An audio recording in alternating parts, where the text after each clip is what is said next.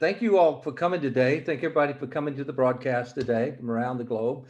Hey, we have a great speaker in Bruce Mao, who's the co-founder and the CEO of Massive Change Network. It's a holistic design collaborative. It is based in Chicago. Bruce is a brilliant creative optimist, capital letters optimist, whose love of thorny problems led him to create a methodology for a whole system transformation. Across 30 years of design innovation, he's collaborated with global brands and companies, leading organizations, heads of state, renowned artists, and fellow optimists. He is a serial entrepreneur since he was 9 years old. And he became really an international figure with the publication of his landmark SMLXL, designed and co-authored with Rem Koolhaas. And his most recent book, Mao MC24, his 24 principles for designing massive change in both your life and your work. And he's a co-founder and CEO of Massive Change Network, which is this amazing holistic design collaborative based in Chicago. I would also share with you that Bruce has served certainly as visiting professor at a lot of institutions worldwide, including the Graduate Architecture and Urban Design program at Pratt, in Brooklyn, the Getty Research Institute in California, and the Central Academy of Fine Art in Beijing. And he was named as a Cullinan Chair at Rice University and was confirmed a Distinguished Fellow at Northwestern University. He's the recipient of the Design Mind Award from the Cooper Hewitt National Design Museum in New York, the AIGA Gold Medal, and 6 honorary degrees. He was also named an honorary Royal Designer for Industry by the RSA in London. His recent book, MC24, carries the most important a message of all. I think it's the best book. I'm on record as saying it is the best book ever on indexing, explaining, and giving an indexal relationship for design that's expressed through principles and reasoning. And it's an inspiration, honestly, for change. And as I've read it several times, and I've now gifted at least 10 copies, each time a certain chapter might seem to be my favorite when I go through it. There's one on there in sketching, for instance, but always, I then read the last chapter again and I get to the quote from Bruce's youngest daughter: never give up. Keep the love alive. The world needs you.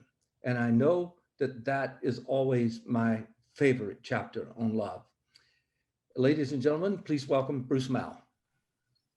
Thank you so much, Hank. Really delighted to be here. So I'm going to share really a journey with you. I started back in the era of hot metal type. I've been at this a long time. And I really started as a graphic designer and then kind of evolved. And I'll share with you that story of kind of how I changed the practice in response really to the world, that the world kind of asked me to do different things that I had never even contemplated doing. And that's really how I developed this kind of, quite different approach to design. So as Hank mentioned, I published MC24 during the pandemic. It came out, really in the kind of midstream of the worst of the pandemic. And frankly, I called my publisher and said, I think we should rewrite the book because it's, I'm going to look like an idiot because it is radically optimistic and it's really, sort of, I really want to rethink it. And they said, no, well, first of all, Bruce, it's too late. It's at the bindery. And so, but also it's exactly what we need. You really shouldn't change it at all. It's really designed for the kind of crisis that we're now facing. And I took some time to kind of rethink it and realized, they really were right. That's what it was all about. This is the first paragraph of the book. Practically everything we do today needs to change. We're still doing most things in the old way, almost everything we do. We do it, we do these things as if we own nature and that we have dominion over it and that we have unlimited resources, that it's just, boundless. We work as if waste is not a problem. We don't even think of waste as an idea. We think it just is. And in fact, it isn't. If you look in the natural world, it's not there. We treat nature like a pantry and a toilet. We think short term, party like there's no tomorrow, and pass the check to our kids. We really, just it's short term is our way of thinking. We dump problems we can't solve into places we can't see, and many of our solutions create more problems than they correct. Because of the way that we think about design, we extract the problem from the context and try to think about solving it as a discrete object, which is a falsehood. And so by not considering the kind of ecosystem implications, we create all kinds of chaos while we solve the problem that we're interested in. So we really have to come up with new ways of working. So I want to start a little bit with context to understand sort of where we are historically. So this is a chart that shows population from 1950 to today, and you can see that at the beginning of the at 1950, mid last century, we were less than 2 billion, and you realize that today we're now at 7.9 billion, or sorry, less than 3 billion. We're now at 7.9 billion.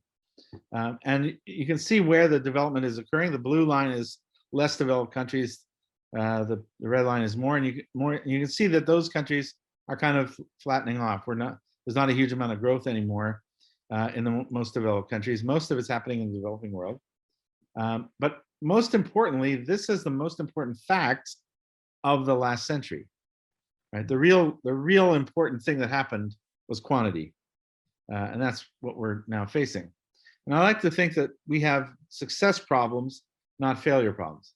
So this is a chart that shows on the red line population from 1750 to today, and all the other lines are resource implications. So all the things that come with that scale of population. We have that population because we succeeded so often. Right? We solved so many problems that we're now 7.9 billion. And now we have a new class of problem that we've never had to solve before. It's a new kind of order of magnitude. The good news is that we're not going to solve those problems with the tools of the past.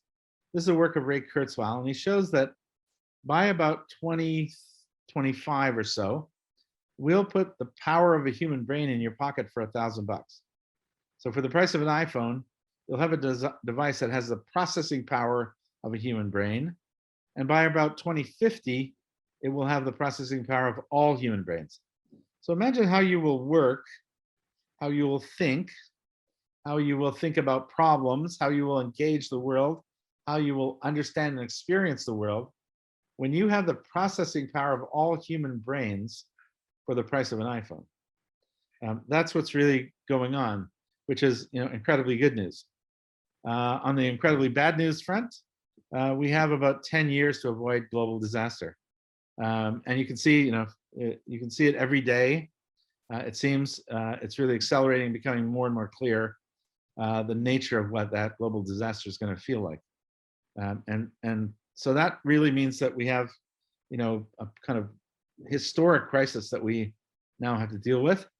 And on top of that, we now have a pandemic that just seems to go on and on. And on top of that, we have, a lot of other crises. And it led me to talk about what I call the crisis stack, which is that you have a pandemic crisis, of course, everyone's focused on that. But you also have a crisis of racial justice and inequality.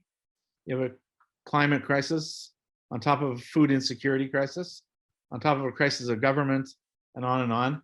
And really, for the first time in history, they're all happening simultaneously. So it's not a sequential problem, it's a simultaneous problem, that these are all happening in parallel.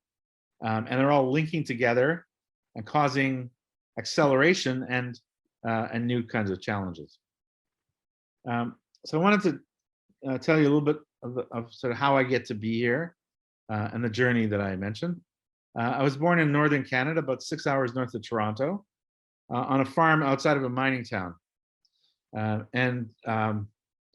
This is the farm that I grew up on. It was the last farm on the left on a road into the boreal forest.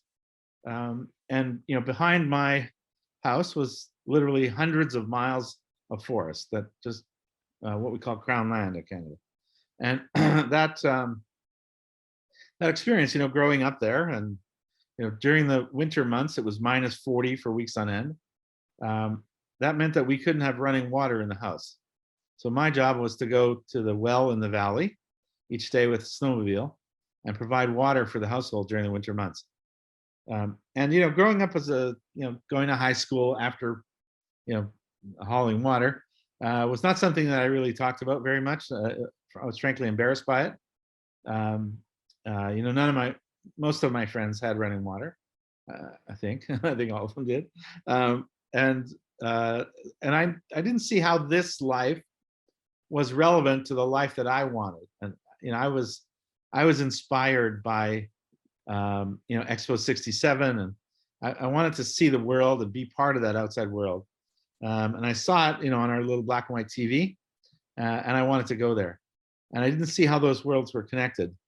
But over time, I realized that experience, that having that need for water was something that I shared with about 1 billion people. So about 1 billion people today still don't have access to running water.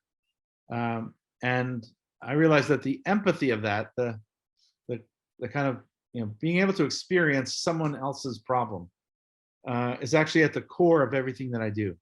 That if you think about what a designer does, and I would say that we're all in some ways designers. If you're in the creative field, especially, you're a designer.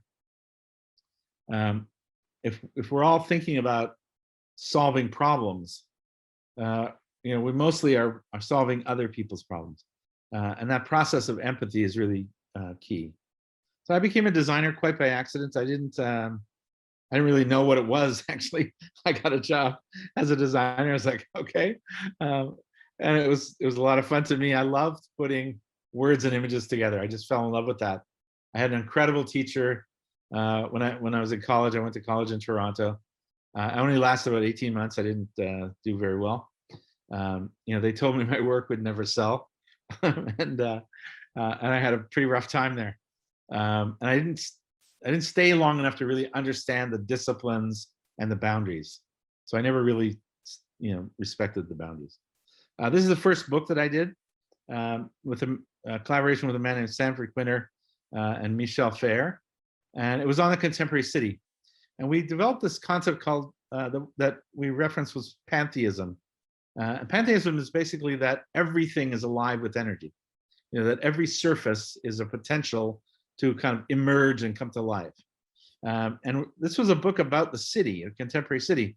The whole idea was to make it as city-like in its performance, not as an illustration, but as a model, to make it feel like you were experiencing a city. And that really brought a completely new way of designing into my work. Another project that we did several years later was called Incorporations. And this introduced a very important idea that wouldn't really become clear to me for a couple of decades. But the idea was this concept of incorporations. And that is that every object incorporates other things at a smaller scale. So a thing is made of things. A book is made of matter and energy and material that come together to kind of create the book. And the book is itself incorporated into bigger flows and systems. So the book goes into the publishing world, it gets distributed and sold, and all it circulates around the world. And we can really see in everything this scale concept of incorporations, that things are made of other things at a smaller scale, and they are in themselves incorporated into bigger scale. That way of thinking about design changes fundamentally the remit of our work. So instead of thinking of the object itself, we really have to think about where does all that material and energy come from, and where does it go when it's over? And that way, where we start to really think about the ecology and the systems around us, pretty fundamentally alters our work. I consider myself one of the most fortunate designers of the last half century. It's been an absolutely incredible adventure. I couldn't ask for more. I worked with MoMA to move them into their new digs and to design the brand for MoMA. I worked with Frank Gehry on the new Walt Disney Concert Hall and on many projects. Frank was really a mentor for me. He was a very important person, not only as a designer and an entrepreneur, but also as a person, as a man, and was very instrumental in helping me. This is a project that we did in Panama City. It's a new museum of biodiversity, the world's first museum of biodiversity, and it included a space called the Panorama, where people would go in and kind of experience it, and experience the story of Panama and the story of our understanding of life, which is really what the whole project was about. It was about how to understand our efforts to understand life and to bring order to the chaos. In the words of Charles Darwin, he said, "What explains the riot?" In other words, like, why is this happening? It was a wonderful experience. Books became a really important part of my work. I've, in my studio, designed over 260 books, and they became really important as a way of working, as a way of, distilling narrative and telling a story and organizing ideas, and that becomes a kind of critical work of what I really do for a living. In that process of being a designer, I became an author because I needed to do research, and to do research I needed to write. I didn't think of myself as a writer because when I wrote, it didn't feel like what writers do, frankly, and it took me a long time to discover that they don't do it either. They have editors, and I realized that actually through iteration and editing, and I could be a writer. I could be an author. And this is the first thing that I did as an author. It's an incomplete manifesto for growth. And it was really an effort, a prototype in a way of MC24, an effort to understand what does it take to sustain a creative life? Not for a season. I mean, anyone can be, a hot designer for a season, but really having a creative life through your whole lifetime is an altogether different problem. And there's all kinds of forces, playing on you one way or another to kind of prevent you from doing that. And so it was really a kind of effort to think about that.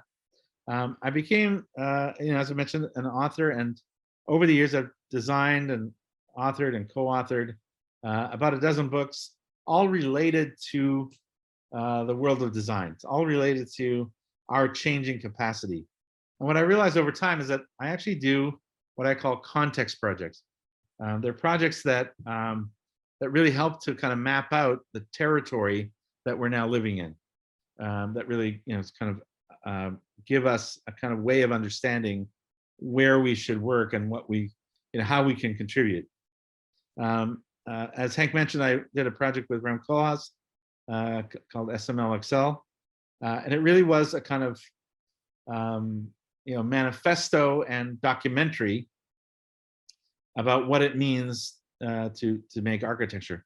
What it takes to dig a hole in the ground and change the world.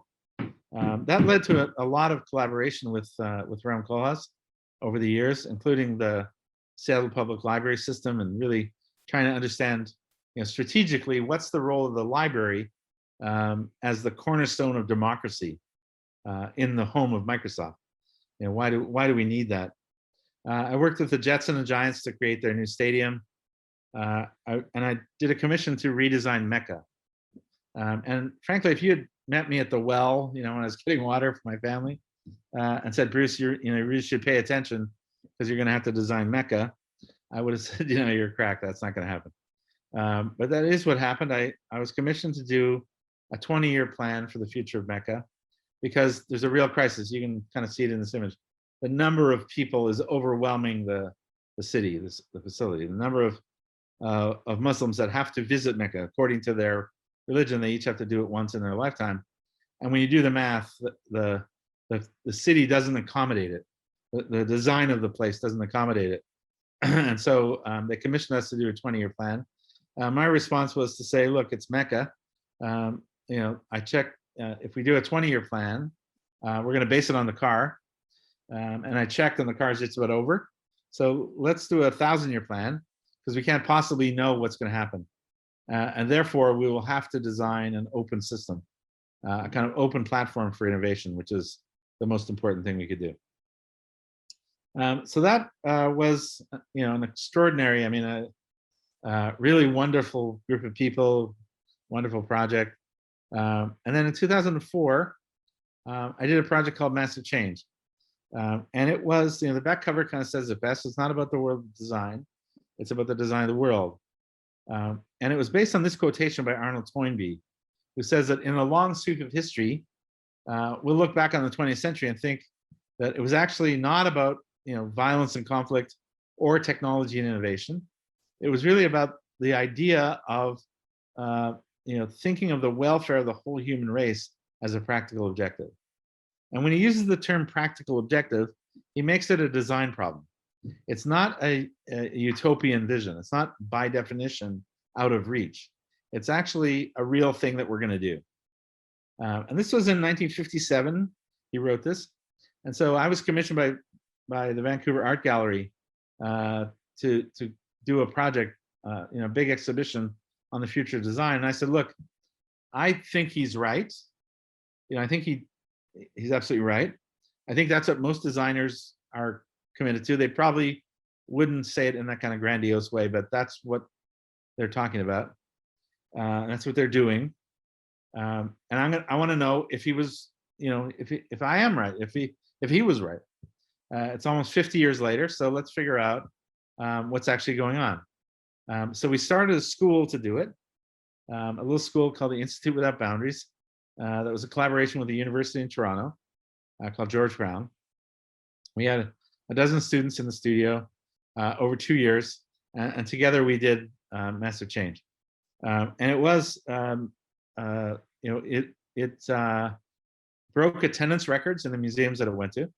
We beat Warhol and Picasso with a design exhibition, and it was organized around what we call design economies, the regions of your life that are being designed and redesigned by these new capacities.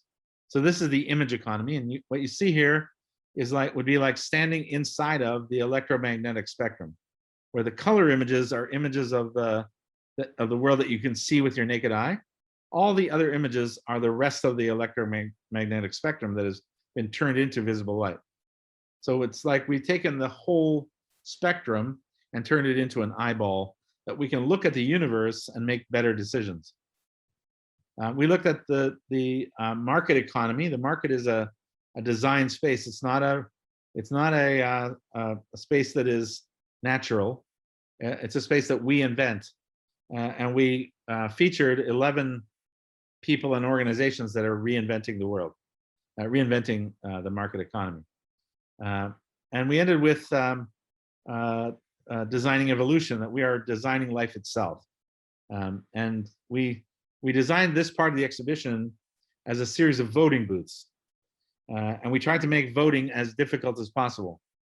Difficult to decide, not the current model that's going around these days, but difficult to decide, to say, if I vote yes, then I'm voting for these hopes, but I'm accepting these fears.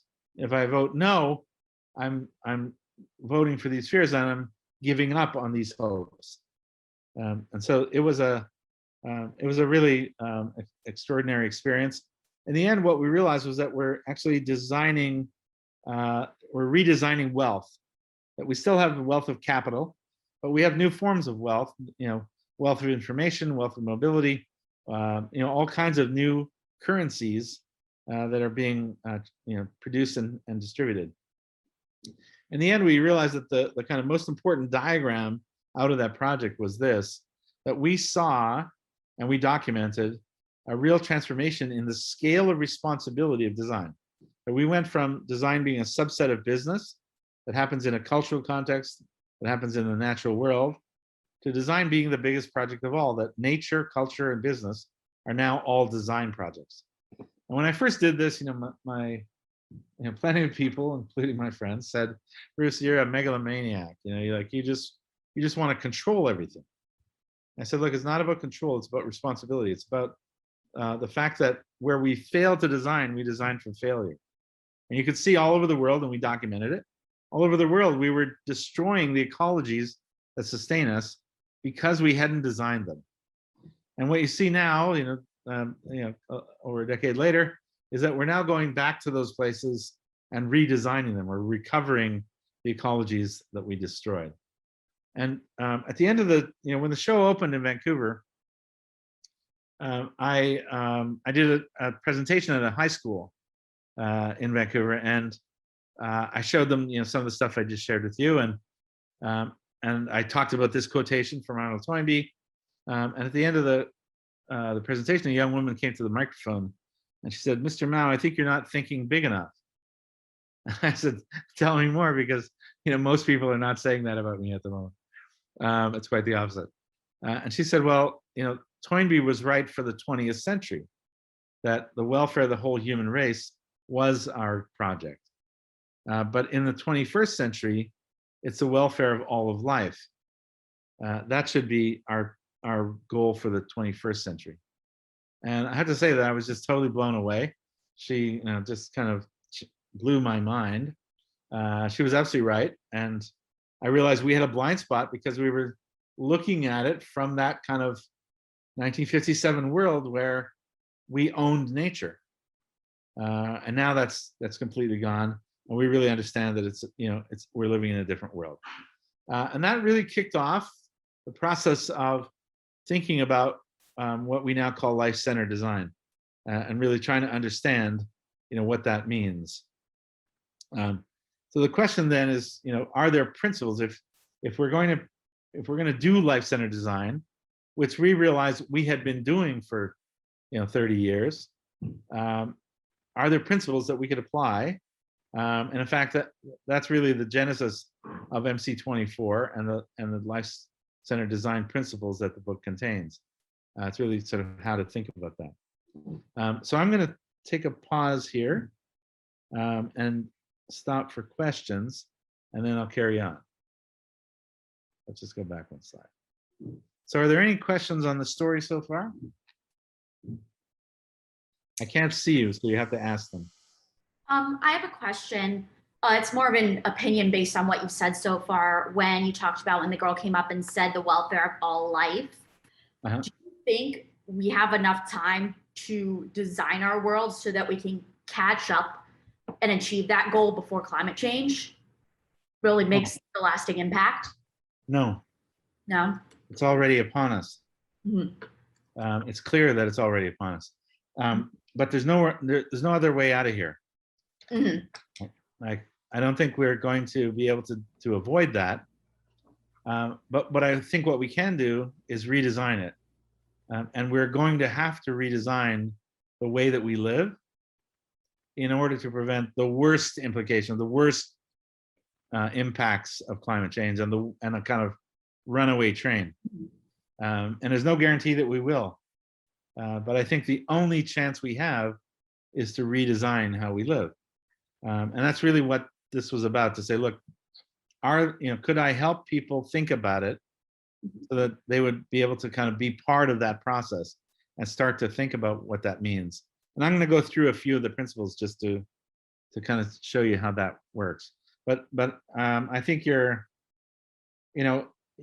inheriting a set of challenges that no other generation in history has had to deal with. And the degree to which they did have to deal with, they passed the buck. We shifted it down the line to you. Thank you. So I was very curious about, you spoke about that book on pantheism, and then you have this other project where you design, you're redesigning Mecca, and I'm just wondering, what do you think about your professional personality makes you so approachable for these types of spiritual applications of design? Because I think that's really beautiful. I don't know, actually, that's a good question. I've never really thought about it. I think that going back to the concept of empathy, I have developed a very rigorous methodology of empathy, that I have a lot of, I take very seriously the work that we do. I don't take myself seriously, but I take seriously the trust that my clients put in me. I take seriously the kind of, the ethical work that we do. And, when I first started working in design in corporate design agencies, and I didn't really like it very much. And I felt like I was building a cage that I was going to be held in, like I was building my own prison cell. And it didn't feel good. And the first company I started, first design company, was called Public Good. And it was a very simple idea. It wasn't, we weren't kind of sophisticated in a political way, but the idea was very simple. And that is, we wanted to do things that made the world a better place. And this was in 1982. And, when I did that, a lot of people told me to my face, they thought I was crazy. Like, they said, who do you think you are that you can only do things that you like? I thought, wow, what a weird question. They took it as a critique of them. And I had to explain, look, I really don't care about you. Like, I'm interested in me. And I just want my own energy to go to things that really make the world a better place. And it's not more complicated than that. And, as a consequence, I lived like a student for more than a decade. I lived very modestly so that I could do that work. And it was only over time that, the work, other people around the world, eventually figured out what I was doing. But that concept, that question about the spiritual, I think I'm very considerate, and I'm very thoughtful and considerate in the way that I work with people. I've developed a real methodology of collaboration. Collaboration is not just working together. It's actually a method of respect and consideration for other people and their ideas. And it's kind of making a place for them. It's respecting them and making a place for them. And I remember when I was first working on the books with Zone, they were in New York and I was in Canada. This was before the internet. Right? And so I went down there and they gave me, they asked me, how much is it going to cost? And I said, I don't know, really. And they said, well, we're going to give you some checks, some blank checks. And so take them home. And when you figure out how much it's going to cost, you call us and tell us how much you're going to fill out the check for, and we'll put it in our book and you write it on your check. And so when I went home, I went to the bank and I said, to ask them about how long it would take for a check to clear from New York. And back then it was like 4 weeks. But when I showed them the pages of blank checks, they're like, who gave you these? How did you get these? And I said, my client gave them to me. And for me, it was not a problem. It was not out of the ordinary in the sense that they really trusted me because I really respected and cared for them. And I was very sincere. So I think that might be, that's the best I can do at the moment for that question. Thank you. Yeah, no, I think you really answered it with just your rapport with them and the energy you've put out into the world. Yeah, thank you. Thank you. Hey, Bruce. Yeah. Yeah. Hey, I'm old enough, and I'm sure you lived through this, that we've had 10 years till disaster for over the last 50 years. It was Paul Ehrlich and the population bomb when we were going to have mass starvation in the 80s. We were running out of resources. When I was in college, peak oil, we only had 20 years of oil. Now we have more proven reserves than we had back then. And the first Earth Day, I remember we were worried about global cooling, not to dispute anything that you're saying, but to me, I'm saying, and Earth in the balance, have any of those predictions come true? I'm not going to dispute global climate change, but you mentioned, it's really interesting what you're saying about wealth, what wealth is, monetary systems. I think the biggest problem we're handing to our children are unfunded liabilities. What thoughts do you have about that and where we're headed? Well, I think that, I've studied that a lot, the kind of warning signs, right? Because there are a lot of warning signs along the way. And I think what I tried to do in my work was to convert the warning signs to opportunity and optimism, because I think hitting people with a stick has proved ineffective. Since Rachel Carson wrote Silent Spring, not 1 year has the number of cars on the roads in the world gone down. Not once. So not once did we say, hey, let's try something else. No, we increased the number of cars every single year since then. And so that's really who we are. And I don't think people are going to suddenly embrace going backwards, that they're not going to abandon the beauty that we've created, because we love beauty and we love the things that we're able to create. And so I don't think we're gonna get people kind of motivated and inspired with the stick. I think we need carrot, and we need a new way of thinking about these challenges. And I think that you're right about the kind of constant predictions of because what the predictions fail to integrate is our creative capacity. And so I'm optimistic, even though I think that the challenges are going to be great, and they are greater than ever. And they're greater because of scale. We're at a scale now, and we're not slowing down yet. We're at a scale, we're going to reach somewhere around 10 billion by mid-century. Now the bad news is that it'll be 10 billion. The good news is that it'll be about 6 billion young people. And so we're going to have an amazing opportunity to set a new mindset and set a new agenda. And so that is where I think the real opportunity is in the coming decades. But there's no doubt. I read a report a few days ago that if the ice sheet of Greenland melts, it will raise the sea level by 20 feet. I mean, and it's melting. It's melting pretty quickly, quicker than we expected. And so put 20 feet in Miami and see what that looks like. It's a problem. So I think that there are going to be, I have friends who are building, I have a friend who's designing the seawall around New York. I mean, it's a huge project, and they're going to spend billions of dollars doing it. And so that's really the kind of challenges that we're facing now. Part of that design problem, you mentioned cars.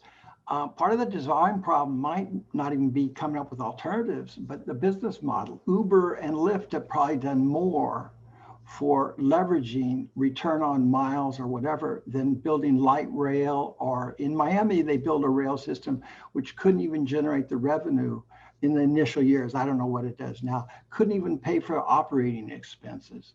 So that might be an example where we don't have to look for alternatives, but we have to look at better ways to do it. Yeah, I mean, there are many who say that all the technology we need is already done. Right? So we don't need new technologies, but we will have them. We will have, incredible increases in performance. The rate of change. And I read recently, there's a great book called 10 Global Trends.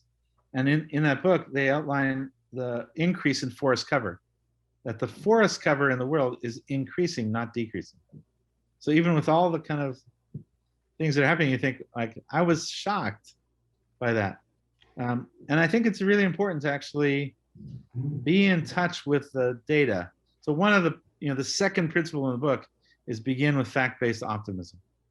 That let's start with real data, start with facts, and really work from an optimistic perspective. And I'm going to talk a little bit more about that as we go.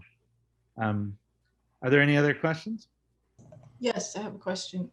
Hi, thanks for visiting us. Thank you.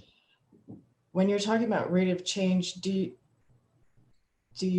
how do you feel about the frustration of sometimes it's not changing fast enough? I wanted to use your book as an example. I have a copy of your book, and we learned in Hank's class about the medium is the message, and there are these amazing messages in this book, but it's also on paper, a lot of paper, and it has to be right now?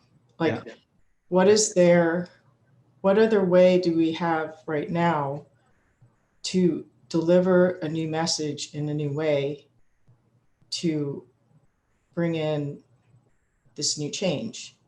Yeah. It's like That's some parts are fast, some parts are slow. And how do you deal with those frustrations as a designer? that's a great question, really, and very generously formulated, I must say. You're absolutely right. I think, yeah, I still believe in the aura of the book, that the book has a kind of important place in our kind of cultural universe. But I also believe in using other tools, and using film and video and internet and everything, every other tool that we can get our hands on. And in the fall, we're going to launch a film called M.AD that really sort of is a feature-length documentary about the kind of concepts and ideas in the principles, and about the kind of story of how this came to be. And it's actually going to happen. There are, I think, like 5 film festivals arranged for the fall for New York, Toronto, Los Angeles, Vancouver, and Washington. I'll be there. So, but I think, and we're also now working on the next project, which is the neuroscience of massive change. It's a collaboration with the UT Dallas Center for Brain Health on the neuroscience behind the principles. And what happened is that I've been collaborating with them for a few years, and I did a presentation there, and the director, one named Dr. Sandy Chapman, said, I don't know how you did it because you're obviously not a neuroscientist, but each one of these principles is a neuroscience concept.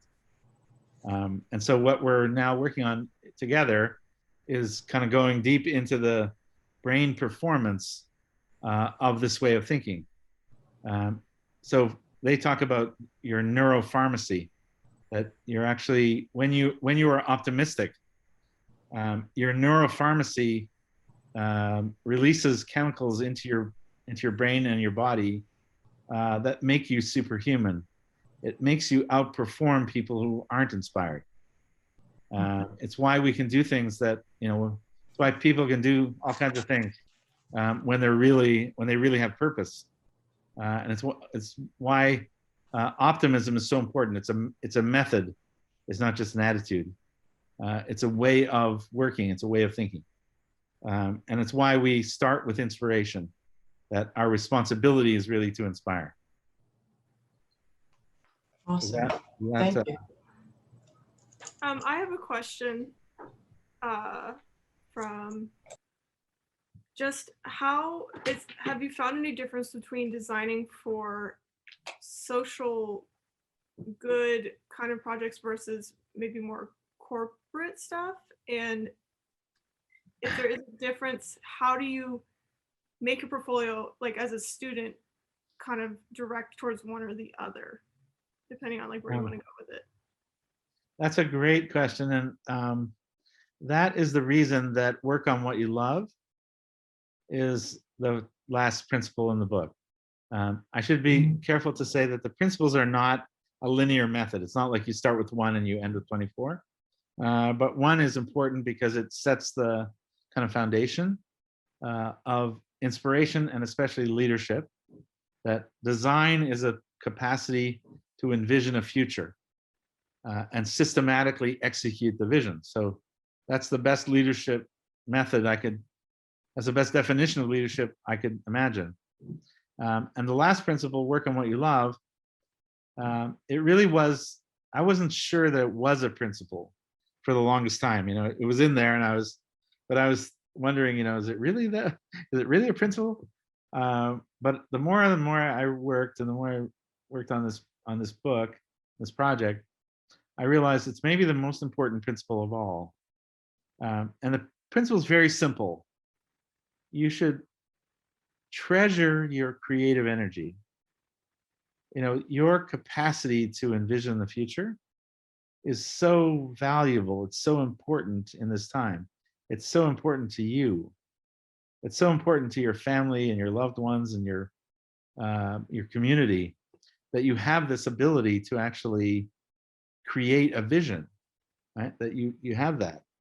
And yet so many of us squander that on things that we don't respect and that we don't love and that we know we don't want to be part of. But we need a job, we need to make a living, etc. And so in the book, I outline this kind of vision that I had when I was very young. When I first started working, I had this kind of weird image in my mind that there was a filament around the whole world, that there was a thin layer around the whole planet. And in that layer, there were particles. And in those particles were people. And the particles were very, very far apart. There were very few of them. And the particles were people that I needed to do my work, who I was looking for, and they were looking for me. They may not know anything about me. They might not have ever heard of me, but I was the perfect person for them. I realized that the only way they would find me is if I put out a pure signal. If I put out a pure signal that was true to who I was and what I wanted to do. And every time that I compromised that signal, I made it more difficult for them to find me. And I realized that I had to do whatever I could to get that signal out for a long time, because it would take a long time for them to find me. Now, this was pre-internet, remember? So that capacity now to find you is so much more advanced. It's so much easier and faster and lower cost. But the problem remains the same. You should starve the things that you don't respect of your treasures. Don't give them your energy. Keep your energy for you and the things you love. And try to get those two things to line up. Because when they do, you'll produce your best work. It's like my neuroscientist friends say, you will have superpowers when you're working on the things you love. When you're inspired, your brain will behave differently. You'll have the ability to do things that are truly incredible. And you will, in the process, advance the world. I like to say that we should be selfish to be generous. That the more that we actually care about what we're doing, the better we are at contributing to the world and advancing life on the planet. Is that an answer? Yes, it was a great answer. Sorry, there's a lot of us here. No worries. I didn't realize I was still muted. Thank you. Thank you. Maybe I should go on.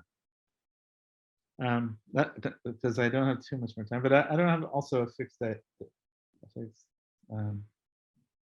Okay, so as you can see, the principles are, they're really diverse, and it really came about because one of the things that happened was that Hank mentioned this. I was made an honorary royal designer for industry as part of the RSA. It's a very cool, kind of weird thing. It was started by Ben Franklin when he was ambassador to London, and he realized that that the Industrial Revolution was making a lot of ugly product, and that we should try to get artists involved in making the products more appealing. And so he started this thing called the Royal Designers for Industry, and it was only 200 people. It was very, very kind of rarefied thing. And I was made an honorary royal designer for industry. And as part of the process, the RSA has a kind of young leadership program. And they sent a group of young leaders to the studio in Chicago. And I showed them the work and showed them what I showed you. And they said, "How do you do this? What kind of designer are you? You're a very weird dude. We think of designers being defined by their product, but you're designing, social movements and carpets and cities and institutions and brands and businesses. How do you do it?" And I was a little bit ticked off with them, and I said, like, you should have paid attention because I just showed you. And they said, no, you showed us the results, but you didn't talk at all about how you think or how this happens. And I realized that, we didn't actually know how it happened. It just happened organically. It evolved over, a 30-year period.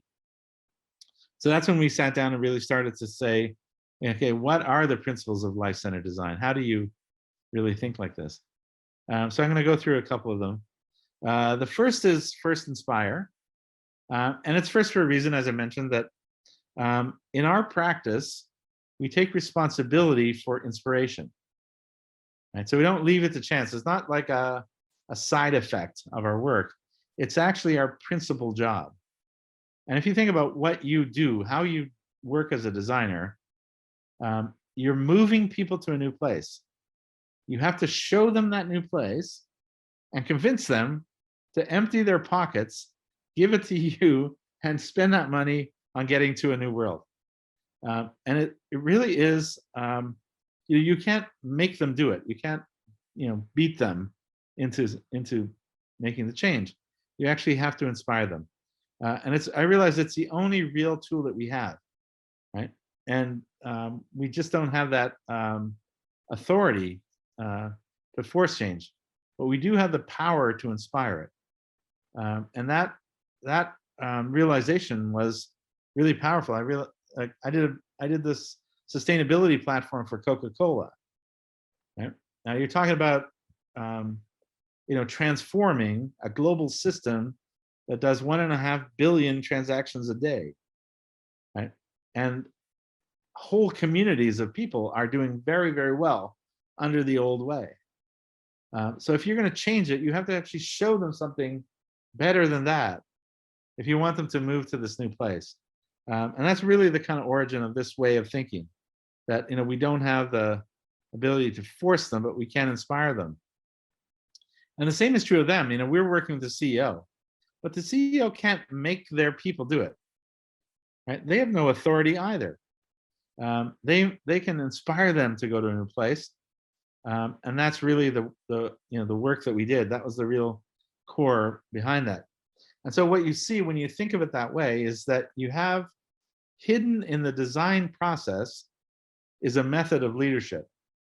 That you have this kind of method, an actual method, not anecdotal advice. Like if you look at the publishing around leadership, it's almost all anecdotal advice. You should, work hard, get up early, etc. But this is actually a method. You have in the design process a method for leadership that is really unmatched. That you have this kind of incredible ability, and I don't think most designers really understand the power that they have, and really embrace that power and take responsibility for it. So that's the first principle.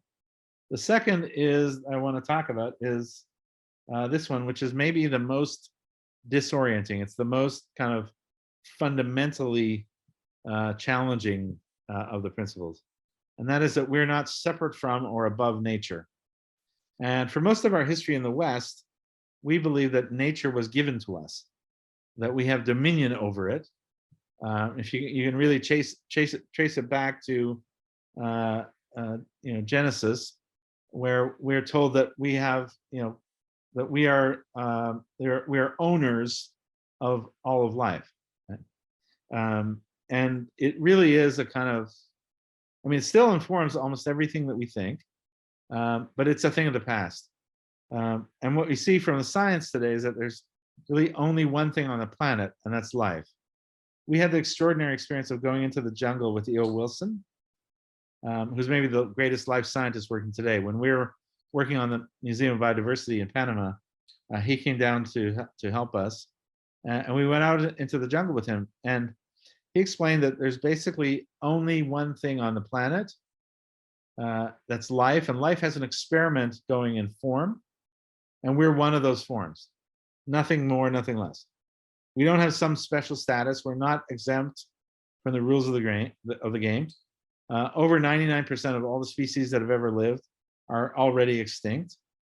So there's a process of constantly, inventing new species and as the others, as the old species go extinct, and that's the real world. And he said something really beautiful, which is that that life, that rock is slow life, and life is fast rock.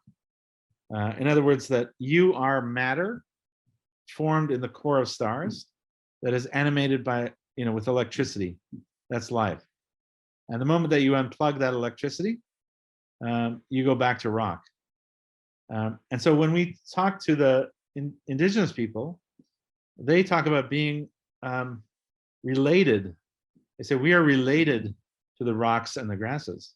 To go back to pantheism, we're related to the rocks and the grasses, to the animals and the plants. And we realize that there's actually a methodology, a cosmology in the indigenous people that is the destination that we've been working towards, for 30 years. That's really what's going on. And I've been working with the students at the McEwen School of Architecture in Northern Canada, my hometown, and it's a tricultural project with French, English, and Indigenous people, and they have Indigenous elders in every studio. So when you work, in your studio at in Sudbury at McEwen, you work with Indigenous elders who are there to kind of talk to you about, our way of life. And one of the projects they do is make a birch bark canoe in the way that it's been done for thousands of years. So they go into the forest together, and the school has a forest as part of the school, which was really inspirational to me. And they find a birch tree that's, in their words, ready to give up its bark. And there's a certain point in a tree, in the life of a tree, of a birch tree, when it's ready to kind of, if you make a cut, you can remove the bark in almost in one piece. So they do that. They make this birch bark canoe together. It's a big project over a long time. And then eventually they kind of have a smudging and naming ceremony. They launch their canoe. They experience one of the most beautiful things ever invented by humans. And that thing is a thing that, when it's broken or it's, finally wears out, it goes back to the forest floor. It's food for the next generation of life. And that kind of model of a continuity, of perpetuity, they've been doing that for thousands of years, and they can do it in perpetuity. And that's really how we have to think, that we need to get to that way of living. And then finally, the third one I want to touch on, I talked a little bit about, work on what you love. As I mentioned, it seems so obvious, but aligning our passion and our production, our love and our work, remains one of the great life challenges. And so it's incumbent on us as creative people to protect our innocence, to protect our energy and beauty and thought, protect your time and your mind, and give all of that as much as possible to the work that you love the most. Starve the things you do not respect. Give them nothing of your extraordinary talent. You have the ability to imagine new worlds, invent new ways of living, and most importantly, new ways of thinking. Dedicate all of your creative energy to the love of your life. When you discover that love, you wake up every day with fresh energy to share your time on the planet in new ways. The love of your life will inspire you, move you, and draw the talent and energy from you in ways that you cannot imagine. We cannot afford the luxury of cynicism. I have a cynicism allergy. Whenever I see it, I want to kill it. It's not for us. There are plenty of cynics. That may be a role that they need to play. That's not the role for designers. Designers have to find the optimism. We have to find the possibility where others see only failure or constraints. And that's really the work that we do. So are there other questions? I know that we're at the time, but I'm happy to answer questions if you Hi, like. I have a question. Sorry, I've been waiting to ask a question. So I actually did, I did a project this past quarter, kind of inspired in a way by, well, so I was tackling the concept of love and how our society, like as a society, we've become so full of hate because we've ultimately forgotten how to love. And I read your chapter like over and over again, like the last one on love. And so I kind of came to this conclusion that like the purest form of love is nature, which is very interesting because that's a lot of, like you touched on that as well. And so I kind of tried to tackle this way of showing love through nature. And I actually did it through like flowers dying and stuff. But how do you think in like today's society where there is so much hate and you push and preach about empathy so much, how do you think as designers we should go about, like how do you teach people how to do that again? Like how do you teach people love? How do you show that? Well, first of all, I think we have to start by demonstrating it. That I can't tell you about it as much as I can show you what I do. And so I think that demonstrating it in our conduct and in our willingness to to allow for allow the world to see what we're doing and to see that approach. I've always felt that the best way of communicating is demonstration, not illustration, to actually model things. And so I try to do that as much as I possibly can, and to give as much as I can. I'm very inspired by the people that I work with, and so I'll let them know as much as I can. Thank you. I have a question that kind of touches up on the same topic. Can one workshop or develop like empathy within a team? That's a great question. And one of the chapters of MC24 addresses that, and that is new wicked problems demand new wicked teams. And it came from working with a designer, a scientist actually, named Bill Buxton.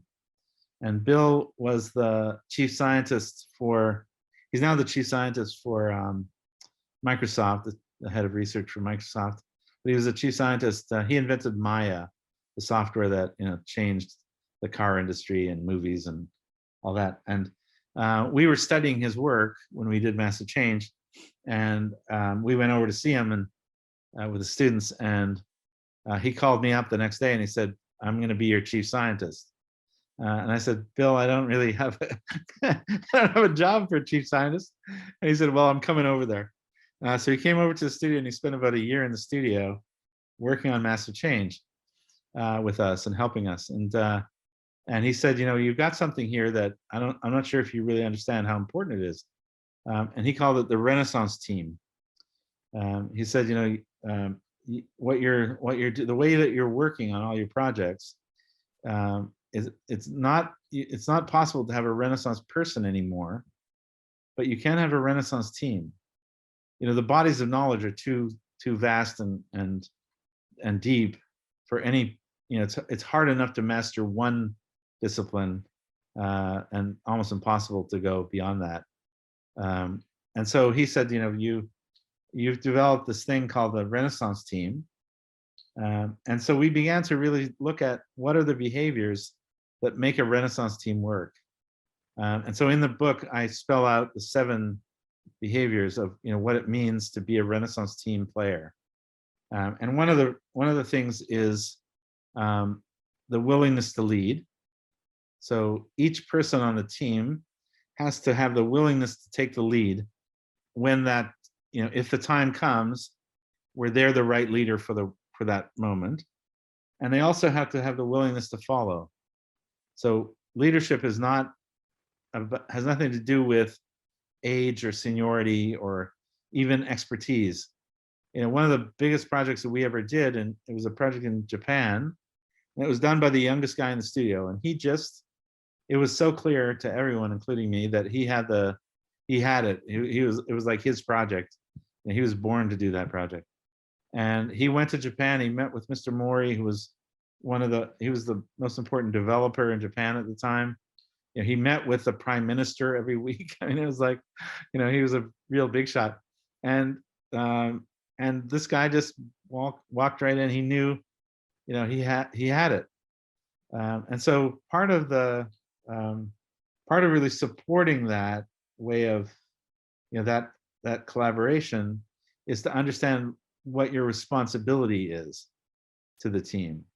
And one of the responsibilities is your gift, that your expertise, your culture and talent, your special gift, you know, that's your gift to the team. And so a Renaissance team player, a wicked team player, knows what their gift is, and they are open to other gifts. Right? They're accepting of new ideas, new perspectives, new experience from other disciplines. And it takes a very special person. You know, I'm a fellow at the engineering school at Northwestern. And we have some people who are, you know, they are geniuses. I mean, they really are, you know, they're Nobel Prize winning physicists, you know, like they're incredible. They don't care about anyone else. They don't want to talk to anybody. They don't want you to come around with your ideas. They want to do their work, and that's all. And I totally get it. Like I love those people. But a designer on a team is a different beast, and developing the culture and methodology of that is really important. Does that answer your question? Spot on. Thank you so much.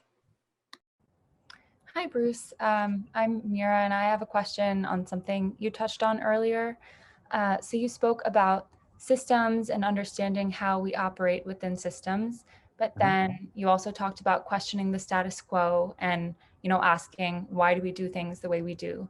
So I guess my question is, when do we know if or when our systems are inherently flawed? And how do we make sure we ask ourselves those questions? When is there room for change? And when should we just throw out the system entirely?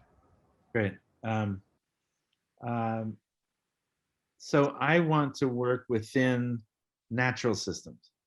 So what you want to do is make sure that what you're doing really is compatible with the ecosystem that sustains it. The human-made system is likely not designed in a way that is compatible with the ecosystem. So I have no problem throwing away those systems.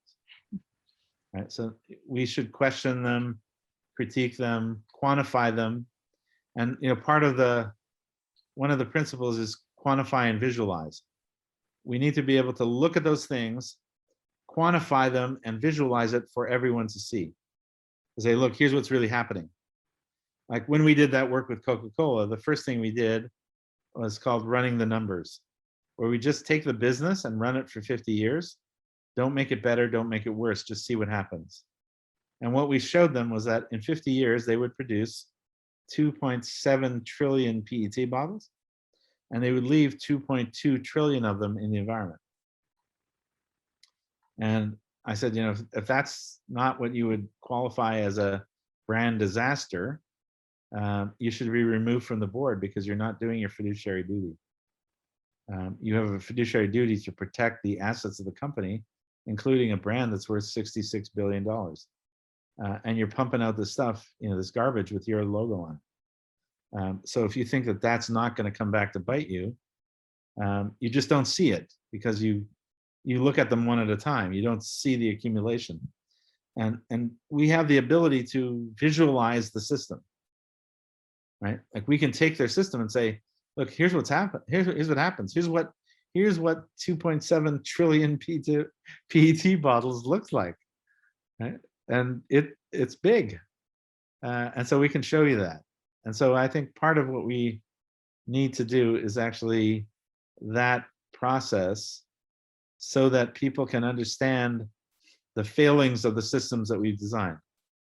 Because, we know I was talking about how, you can't design a discrete object, right? Like we still think that objects are discrete. And that's mostly how we work. And so what we did to make that possible, the way that we allowed ourselves to do that, is we created a concept called externalities. And externalities are things that we don't have to worry about. So if I dump the garbage in the ocean, it's an externality. I don't have to pay for it. Right? I don't have to worry about it. It's somebody else's problem. And that concept of externalities has poisoned our culture and our way of thinking and working. And there is no externality. There is no exterior to the natural world. There is only one thing on the planet, it's life. And so the idea that you can somehow, put something out of sight, out of mind, that's still our operating system. We still think like that. Like if I throw the garbage away, I don't have garbage anymore. I'm good. And I'm like, no problem. But in fact, the garbage goes somewhere and it is there. And so that, and I think the more that we are thinking globally, understanding our interconnectedness, that we're one family, like turn to the person next to you and introduce yourself because you're related. And understand that kind of relation. Now extend that invitation to the rest of life. We are related to the rocks and grasses, to the plants and animals. So that's the reality of our existence. And the sooner that we can kind of make that the basis of our work and have that inform what we do every day. And what's so exciting, I don't know if you're experiencing this yet, but I certainly am. What's so exciting is that people are waking up to this. Like there's a global awakening happening that people are realizing we're all in this together. And now there's still, there's going to be people who, they're going to be the last guy standing, selling gas guzzling SUVs. But even they know that's not the future. That's even they know that there's no future in that. That we're going to get to a different place. Yeah, thank you. So I'll take one more question if there is one. Otherwise, I'm gonna go about my business. Bruce, before you get away, and we do that one last question, I would love it if you would say something. There's a chapter in your book that I think is so important for students on sketching. Oh yeah. And love for you to say something about that to students as a way of thinking, getting to thinking. Okay. Yeah, it's one of my favorite things. And one of the things that came out of that, comes out of that concept is the idea of low resolution ideas, fast and cheap. In other words, ideas have resolution. Just like, do you remember when the internet first started and you were downloading an image? Well, you're probably all too young to know. But when the internet first started, if you were downloading an image, it would download a color square, and then 4 squares, then 16 squares, and it would basically increase in resolution as the information was downloaded. Right? And at some point you would be able to see what it was. Right? And then it would become a full, high resolution image, or at least full resolution. That concept of resolution also exists for ideas. Right? If you think about what a sketch is a low resolution idea. So I don't need to know all about it. I don't need to know the final color. I don't need to know all the details. I just want to capture the gesture. I just want to capture the idea, right? And does everyone on the call have a piece of paper and a pen in front of them? Yeah, because we can do this little exercise right now. So I want you to get your piece of paper ready and put it in front of you in a way that you know, if you, well, you'll know in a second. I want you to close your eyes and draw a camel. Okay, not with your eyes open, but with your eyes closed. Draw a camel. And then as soon as you're done, we're gonna hold them up. So try as best you can to draw a camel. So let's take a look.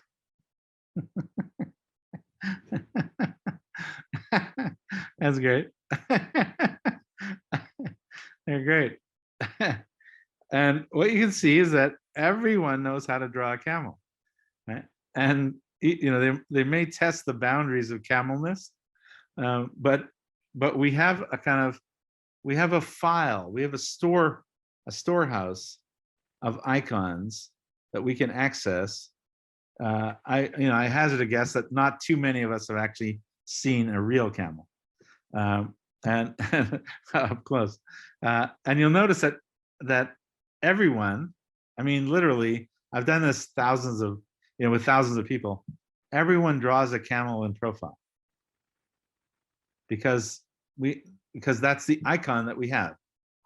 And what you realize is that we can, in a few seconds, we were just able to see, 25 different versions of a camel.